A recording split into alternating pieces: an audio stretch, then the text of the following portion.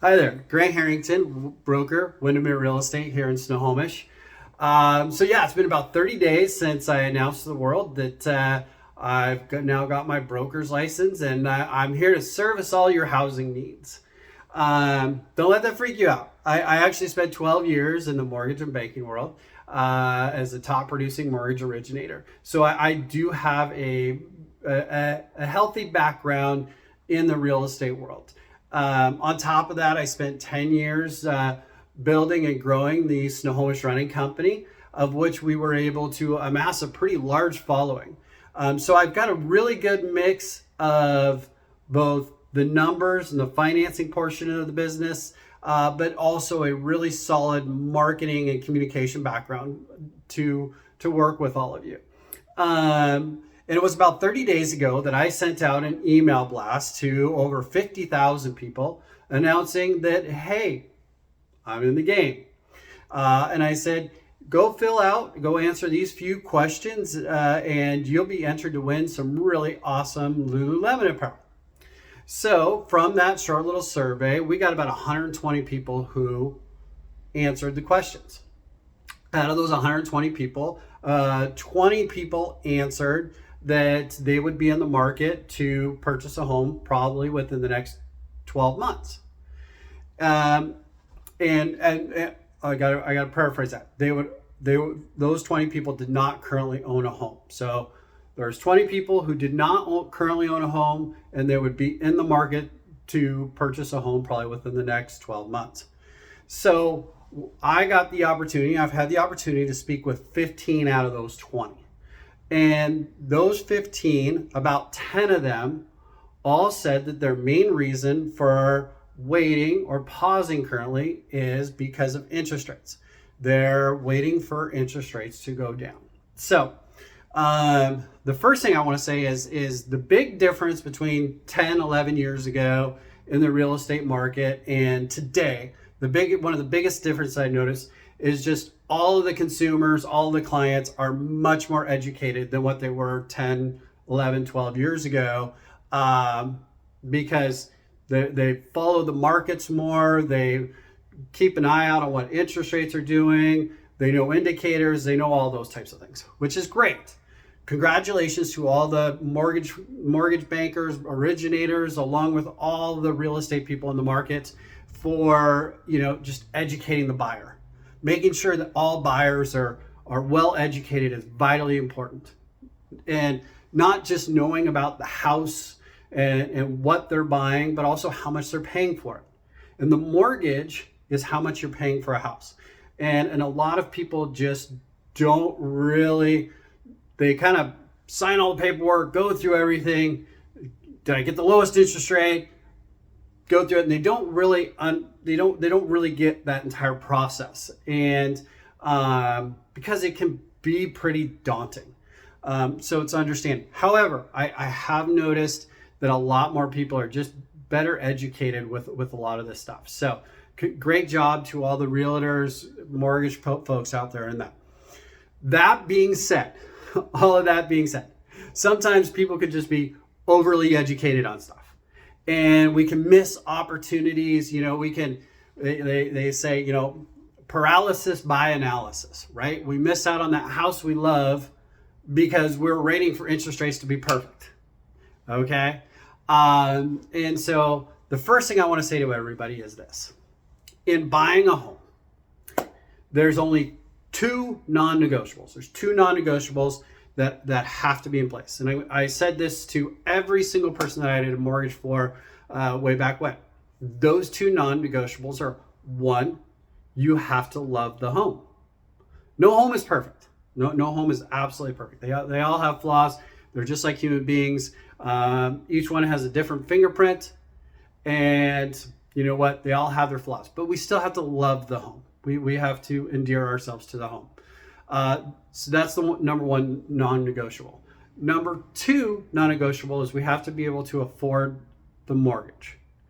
I can't tell you how many people went into houses and went into situations hoping that they could afford the mortgage, or they could afford it for a little while, or they went into a home thinking, oh, hey, well, I can refinance in a few years. or they were buying a house based upon speculation. And you know what? I made it through the housing crisis of 07, 08, 09. I was even doing mortgages in 2012. And so what I can tell you is this: don't ever do a mortgage, don't ever buy a house based upon what may happen in the future. You have two non-negotiables. One, you must be able to afford the housing payment. And number two, you must love the home. Well, it's not one and two. It's kind of like 1A, 2B. They can be in either way. Those are the two non-negotiables in my book. Everything else is just kind of fluff. It can be ways to either say it's kismet or it's perfect or it's this or this. Everything else is just kind of an excuse, or it's reasons why or why not to buy a home.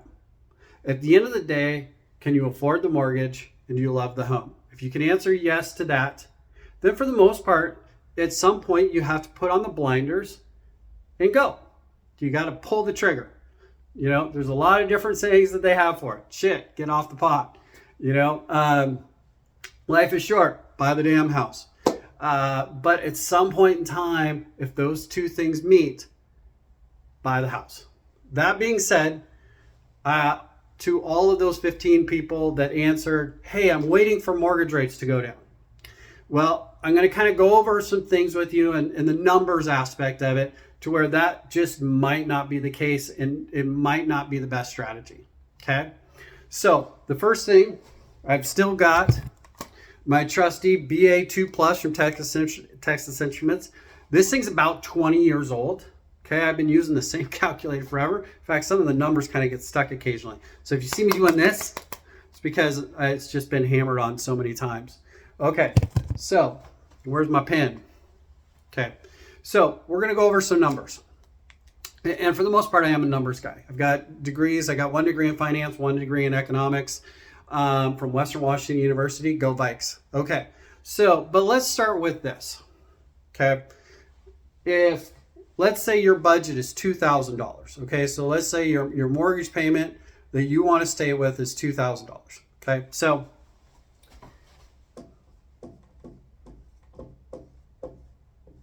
$2,000 at 6.5% gives you a loan amount of $316,421.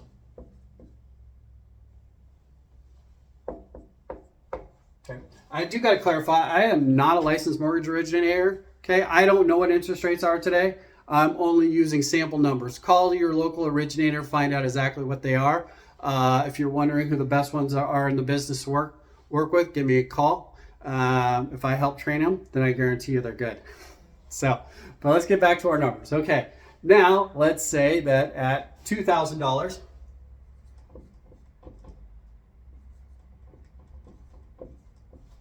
at 4.5%,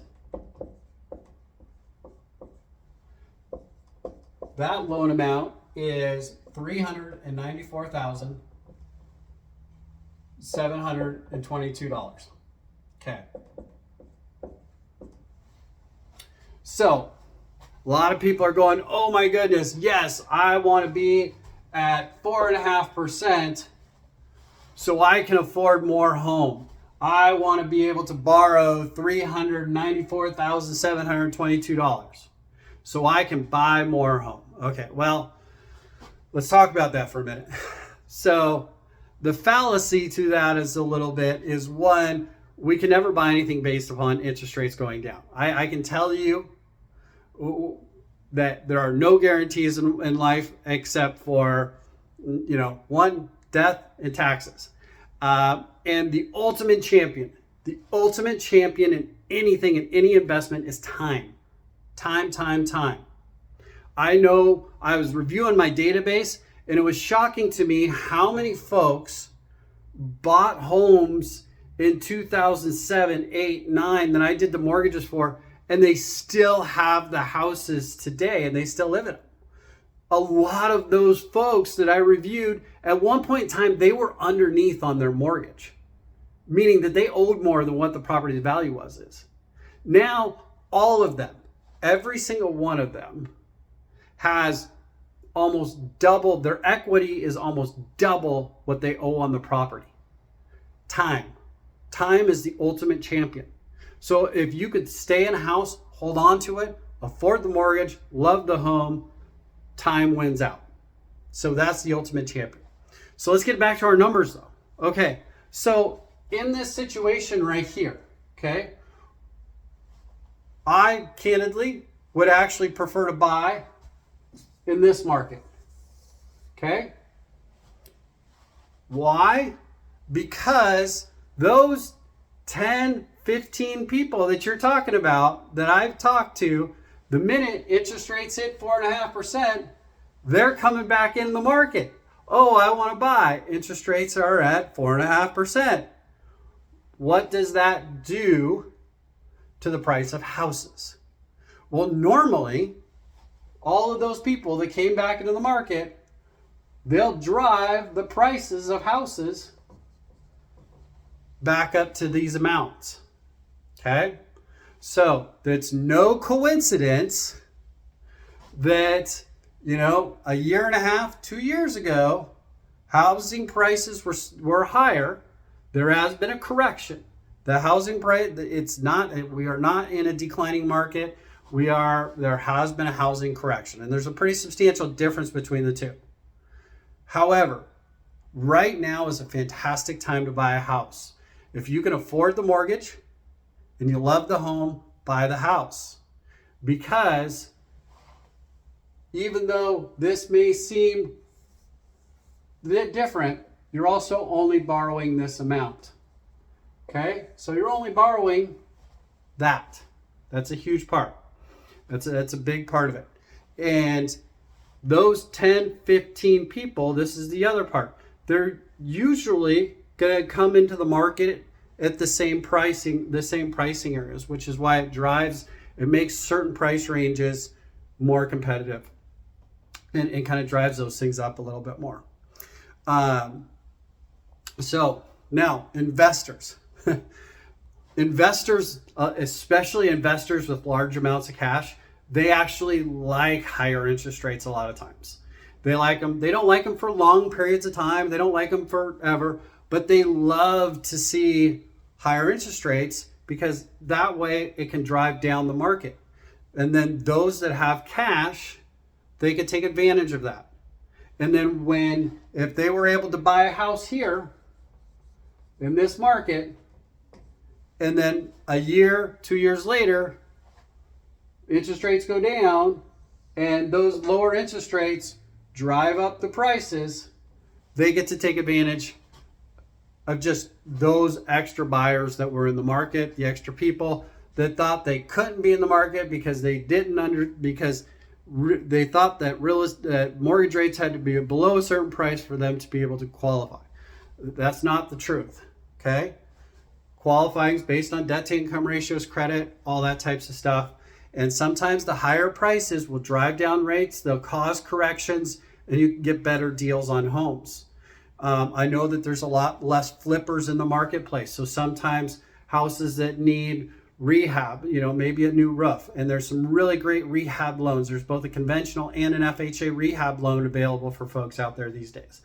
So it allows some of those houses which may need a little bit more work, they're going to sit a little bit longer and maybe provide more opportunity for folks that are supposedly waiting for interest rates to go down. Okay, so my thought process, the way that I look at it, obviously, number one, be able to afford the mortgage, and 1B, love the home. Okay, interest rates, all that can happen with those is it can cause paralysis by analysis, and sometimes it can actually be in your benefit to buy when interest rates are higher, because sometimes you can get better deals on homes. And then when interest rates do go down, you get to take advantage of the incline or the increased value of your property by all those extra people coming into the marketplace.